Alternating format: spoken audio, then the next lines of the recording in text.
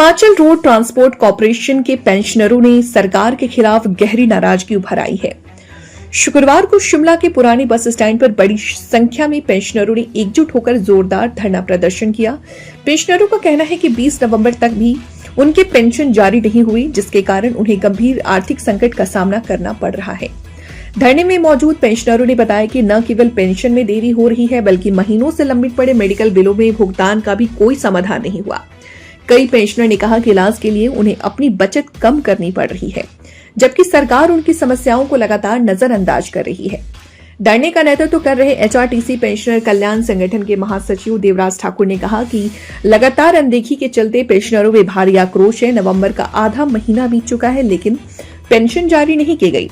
पुराने पेंशनरों को भी हर महीने भुगतान में देरी झेलनी पड़ सकती है। उन्होंने कहा, ठाकुर ने यह भी आरोप लगाया कि 2016 में नए वेतनमान का एरियर, महंगाई भत्ता और मेडिकल बिलों का भुगतान महीनों से अटका हुआ है, जिससे हजारों पेंशनर का जीवन प्रभावित हो रहा। उन्होंने कहा, मुख्यमंत्री ने एचआरटीसी की स्वर्ण जयंती पर कई घोषणाएं की थी, लेकिन वे धरातल पर नहीं उतरी।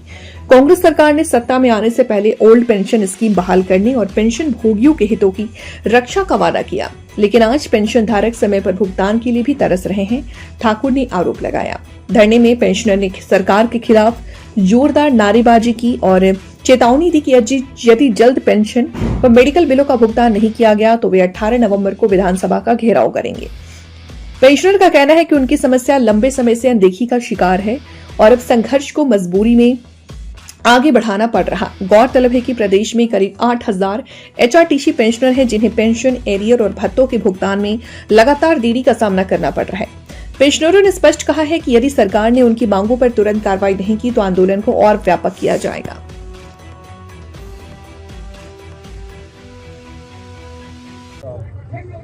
मैं देवराज ठाकुर,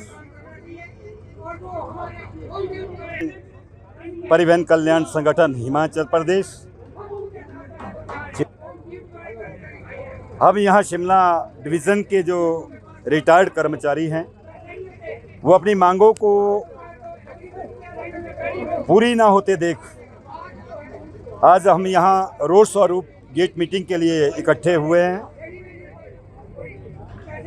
आज महीने की 21 तारीख हो गई है। हमारे जो परिवहन कर्मचारी, सेवानिवृत्त कर्मचारियों को जो पेंशन मिलनी थी, हर विभाग में पूरे हिमाचल प्रदेश में जब सैलरी ड्रॉ होती है तो पूरे हिमाचल प्रदेश के महकमों में उसी दिन पेंशन भी डाल दी जाती है कर्मचारियों के खाते में। परंतु बड़े खेद का विषय है कि आज महीने की 21 तारीख होने के बावजूद भी हमारे पेंशन के खातों में पेंशन नहीं डाली गई। साथ में हिमाचल प्रदेश सरकार के जहां तक आदेशों की बात है, उन्होंने इस महीने की सैलरी पेंशन के साथ 3% डीए के भी आदेश जारी किए, परंतु प्रबंधन वर्ग ने सेवानिवृत्त कर्मचारियों की अनदेखी करके जो सर्विंग स्टाफ है उनको 3% डीए के आदेश जारी कर दिए गए। परंतु बड़ा खेद का विषय है कि जिन्होंने अपना पूरी जवानी इस एचआरटीसी को दी, इतनी कठिन भौगोलिक परिस्थितियों में अपने कार्य का निर्वहन किया, धूल मिट्टी माइनस टेम्परेचर में और 60 टेम्परेचर में जिन वर्करों ने काम किया, आज वो उसमें 40% हमारे कर्मचारी ऐसे हैं जिनको आंखों से नहीं दिखता, कानों से नहीं सुनाई देता और ना वो चलने में इतने सक्षम है, परंतु अपने हक हकूक़ को पाने के लिए आज वो किसी न किसी का सहारा लेके इस गेट मीटिंग में सम्मिलित हुए हैं। और ये जो आदेश सरकार द्वारा या प्रबंधन द्वारा जो जारी किए गए हैं कि रेगुलर को दे दो और जो सेवानिवृत्त है उनको छोड़ दो, ये बड़ा ही मुझे आपत्ति है इसमें, क्योंकि डिवाइड एंड पॉलिसी की जो ये करना चाह रही है सरकार, फूट डालो और राज करो, ये हम चलने नहीं देंगे।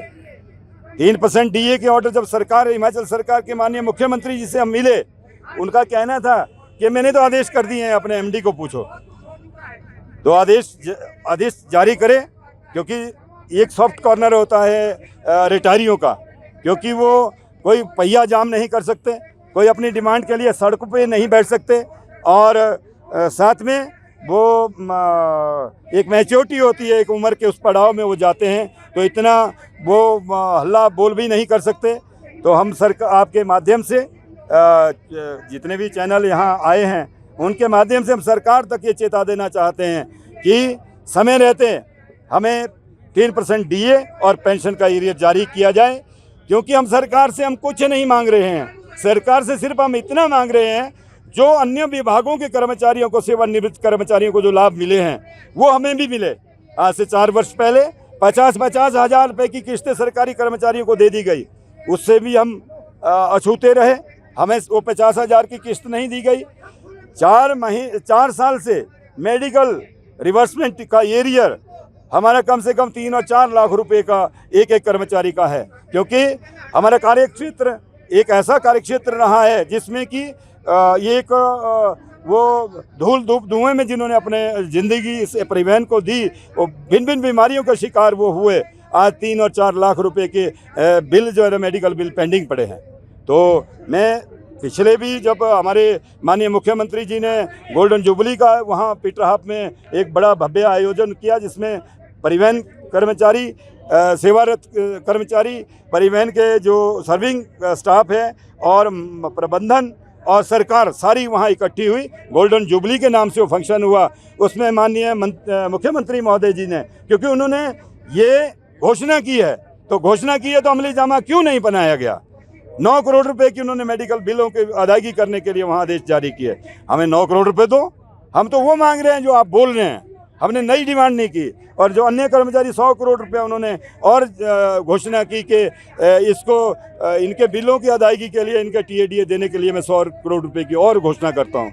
परंतु आज दिन तक, यानी कि 1 साल होने के हो गया है, 12 अक्टूबर 2024 को फंक्शन पीटरहाफ में किया गया था, परंतु आज दिन तक 1 पैसा नाम मात्र का जो सरकारी कर्मचारी सरकारी विभागों में जो मिला है आज दिन तक, और जो माननीय मंत्री महोदय की या मुख्यमंत्री जी की घोषणा है, उसमें कोई भी अमली जामा नहीं पहनाया गया। इससे पहले भी आप काफ़ी बार तो ये तो वैसे तो सरकार से पूछना चाहिए, क्योंकि उम्मीद पे ही दुनिया टिकी है।